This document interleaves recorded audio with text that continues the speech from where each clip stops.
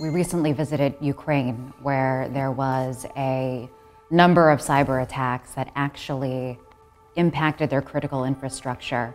Cyber attacks on the power grid that led to hundreds of thousands of people losing their power. Do you worry that that can actually happen here on U.S. soil?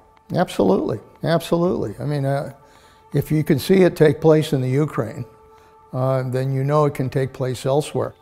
The reality is that cyber is now part and parcel of our defense plans. And if it's part of our defense plans, you can damn well bet that it is part and parcel of what our adversaries are putting together in terms of their arsenal to confront us in a potential war.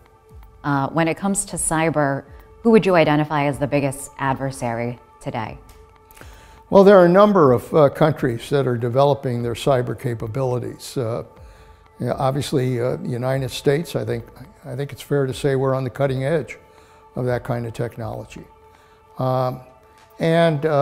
Russia clearly is using their cyber capabilities. We saw it take place in 2016. That was essentially a full-scale and bold cyber attack on the United States of America, targeting our election process. What should we be doing now to make sure that that doesn't happen again? The United States has to fully prepare itself, not only to be defensive against those kinds of potential attacks, but to be offensive as well. And I think we know now what Russia was able to do using their cyber capabilities. I think we ought to be preparing right now methods and operations to be able to defend ourselves if Russia tries to do that again in this election year. More importantly, I think we ought to develop and have in our arsenal an offensive capability in which we can go after the Russians and show them that they aren't the only ones who can use cyber to disrupt other countries. So you're saying, aside from defending ourselves, that we should actually retaliate? Absolutely. We should have the ability to respond in kind.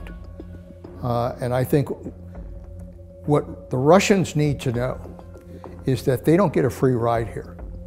If they're going to attack us using cyber, we have the ability to hit them back, not only in the same way, but probably in a much more effective and destructive way. Do you think the Trump administration is doing enough to address these cyber threats, the attacks on our democracy? I don't see it. I don't, you know, there may well be efforts going on within the Defense Department, within some of our intelligence agencies to try to deal with that. But the fact is that I don't think we're doing enough to deal with the threat that's out there. I don't think there's any question that the Russians achieved their goal using this cyber attack. Because it's about disruption.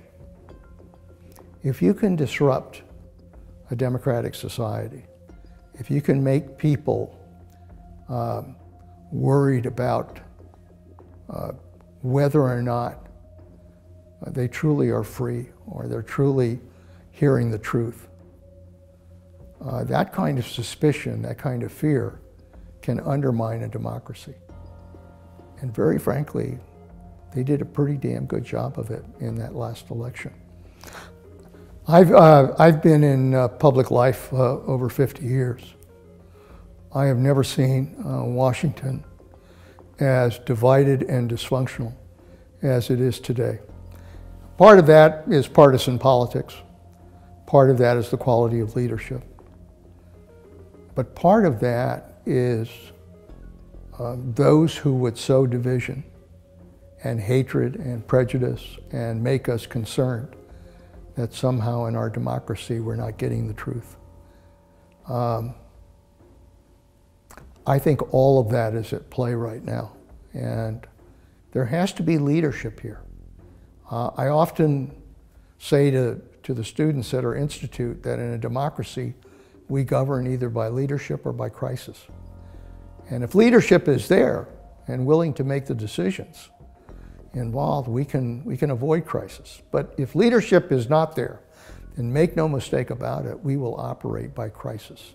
And too often today, that's how we govern. And we pay a price for that.